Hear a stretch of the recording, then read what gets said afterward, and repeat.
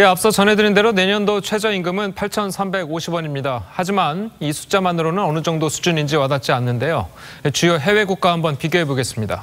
자, 황민지 기자. 자, 우리가 잘 아는 국가의 최저임금이 굉장히 높다는데 어느 국가입니까? 네, 프랑스의 2018년 최저임금은 12,844원입니다. 9.88유로인데 현재 환율로 계산하면 이 금액이 나옵니다. 우리의 최저임금과 비교하면 꽤 높아 보이는데요. 독일은 11,500원, 영국은 11,000원, 일본은 8,480원으로 적지 않은 OECD 국가의 최저임금이 우리보다 높습니다. 예, 그런데 이제 이 나라들은 우리나라보다 1인당 GDP도 높고 물가도 비싸고 이러니까 단순 숫자 비교로는 좀 부정확하다 이런 얘기도 나오지 않습니까? 네, 그렇습니다. 그런 점을 감안해서 최저임금을 전체 근로자의 중위임금과 비교해 그 비율을 측정하는, 그러니까 상대적 수준을 계산하는 방식이 활용됩니다.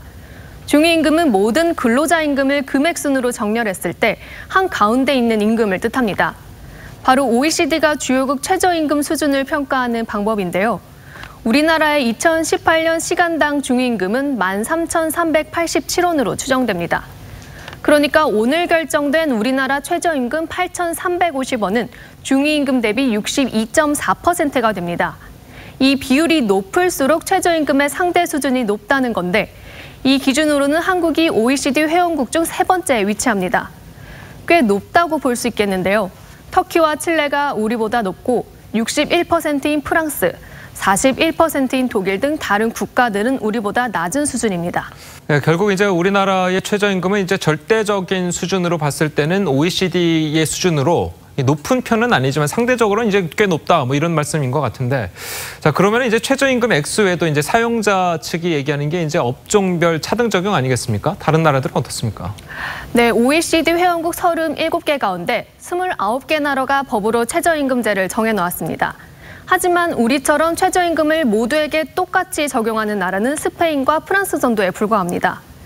미국은 지역, 장애, 학생 신분 여부에 따라 최저임금을 다르게 정하는데요. 예를 들어 대기업이 많은 뉴욕주 등은 최저임금이 11달러지만 농촌 지역인 조지아주 등은 5.15달러인 식입니다.